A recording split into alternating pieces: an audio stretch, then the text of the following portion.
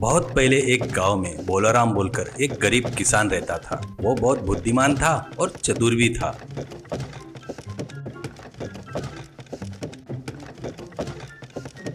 इसलिए जमींदारों के बाजू में ताकतवर बनकर और गरीब किसानों के लिए भगवान बनकर रहता था। उसी गांव में जगन्नाथ करके एक जमींदार रहता था। उस गांव के किसान सभी उस जगन्नाथ को ही अपनी फसल बेचते थे। जगन्नाथ बहुत ही कंजूस और लालची था। किसानों को बराबर भाव नहीं देकर सताते रहता था। इससे वो लोग कभी भी गरीबी से कभी उबर नहीं पाए। एक बार भोलाराम जगन्नाथ को अपनी फसल नहीं बेचने का निर्णय लेता है और फसल हाथ में आते ही पड़ोस के शहर में जाकर अपना धान बेचकर आए हुए पैसों से तगड़े मुर्गे खरीदता है और एक शिकारी को पैसे देकर 2 लोमड़ियां भी हासिल कर लेता है। उन दोनों में से एक को रूम में बांधकर दूसरे को संकल से बांधकर अपने साथ घुमाता है। जगन्नाथ एक दिन अपने एरिया से जाते रहता है तो भोलाराम मिलता है। तब भोलाराम, बाबूजी आपकी फसल तैयार है, आप जब बोलोगे तब आप ले जा सकते हो, ऐसे कहता है। तो जगन्नाथ, वो तो ठीक कह रहे, पर ऐसे लोमड़ी को पकड़कर क्यों घूम रहा है? वो भाग नहीं जाएगा क्या? भोलाराम, गया तो भी तुरंत वापिस घूमकर आएगा, ये मायावी लोमड़ी है, करके बताता है। और देखते क्या इसका जादू।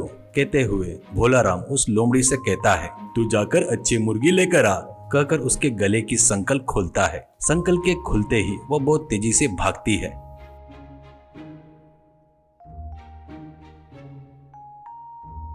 तू पागल है क्या? वो लोमड़ी तो दोबारा तेरे नजर में आएगी नहीं, करके बोलता है जगन्नाथ। भोलाराम, आपको उसके बारे में नहीं पता, वो मायावी लोमड़ी है। कल आप हमारे घर पर खाना खाने के लिए आओ, आप आएंगे करके विश्वास से मुर्गियां मंगवा रहा हूँ, देर ना करते हुए जल्दी आना, ऐसा कहता है भोलाराम।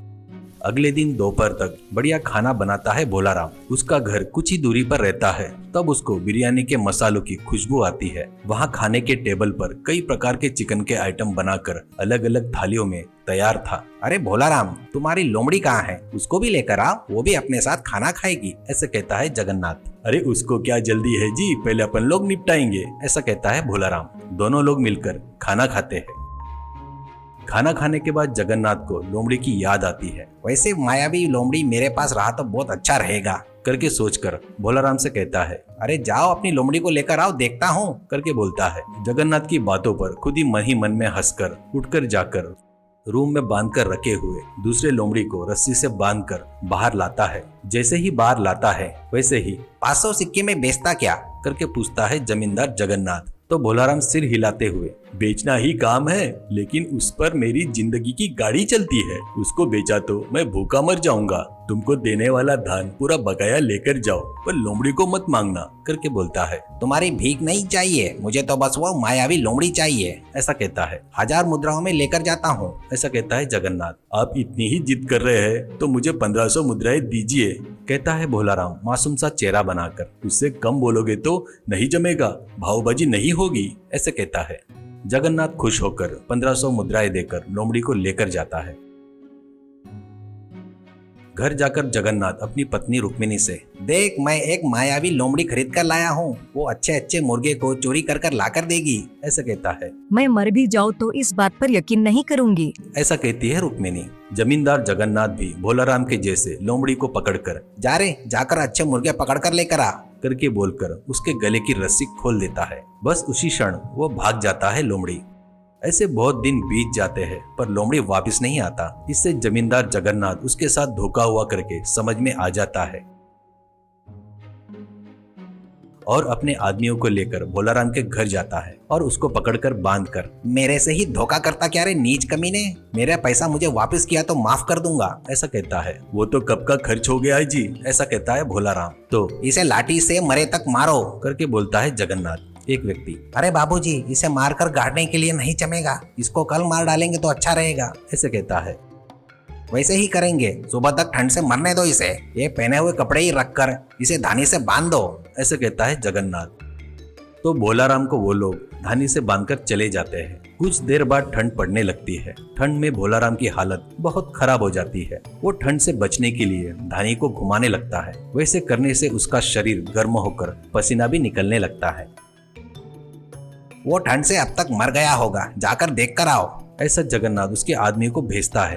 वो जाकर देखकर आकर, मालिक वो ठंड से मरा नहीं और पूरा शरीर पसीने से भरा है और वो शरीर पर फूंक रहा है करके कहता है। इसमें कोई राज है सोचकर जमींदार उसके पास आकर अरे भोलाराम, इतने ठंड में तुझे इतना पसीना कैसे निकल रहा है? कहता है तो हंसते हुए, बगैर किसी कारण से किसी निरपराधी को सजा दिए तो क्या होगा बाबूजी? मैंने तुमको जो लोमड़ी दिया था ना, वो सचमुच मायावी थी। तुम उसको किसी कारण से गुस्सा दिलाए होंगे, कहीं उसकी महिमा पर तुम्हारे घर वालों ने विश्वास नहीं किए होंगे। वो बात पता चलने पर वो फिर से नहीं आएगी, वैसा ही कुछ हुआ होगा, ऐसा बोलता है जगन्नाथ, तो फिर इतनी ठंडी में तुझे पसीना कैसे निकल रहा है? इसका राज क्या है? करके पूछता है। नजर के सामने दिख रहा था तो उसे आप नहीं माने। मैंने जो कपड़े पहने हैं ना, इसे आप क्या समझ रहे हो? ये भी बहुत चमत्कारी है।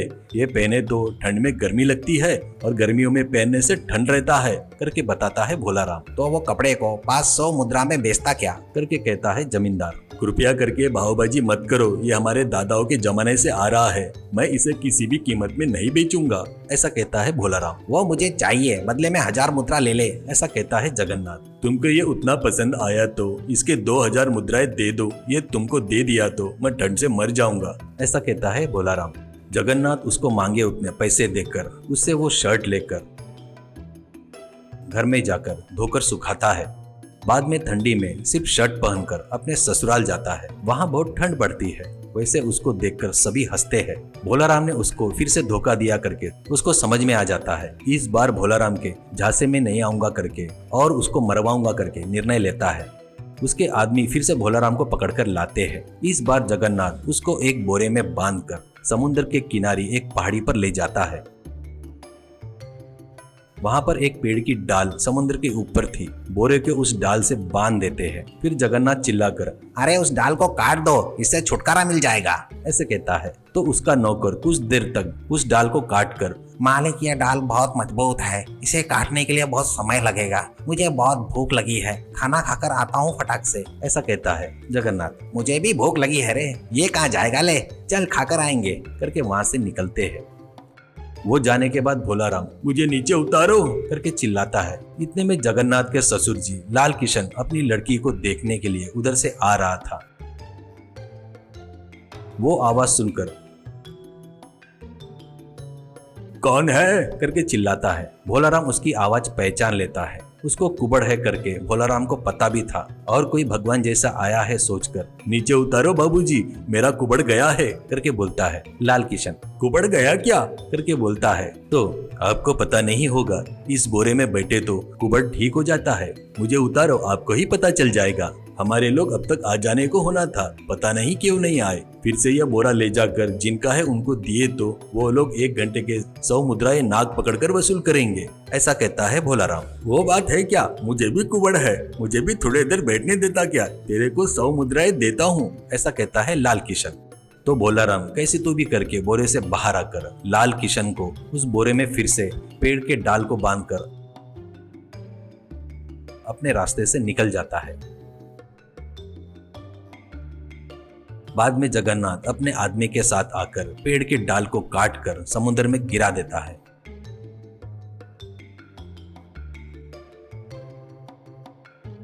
कुछ महीने गुजर जाते हैं। एक दिन भोलाराम जानबूझकर जगन्नाथ के घर के तरफ आता है। जगन्नाथ उसको देखकर चौंक कर, तू मर गया था ना, फिर से कैसे आ गया करके आश्चर्य से पूछता है। अच्छे लोग कभी नहीं मरते, सुना ही होगा ना।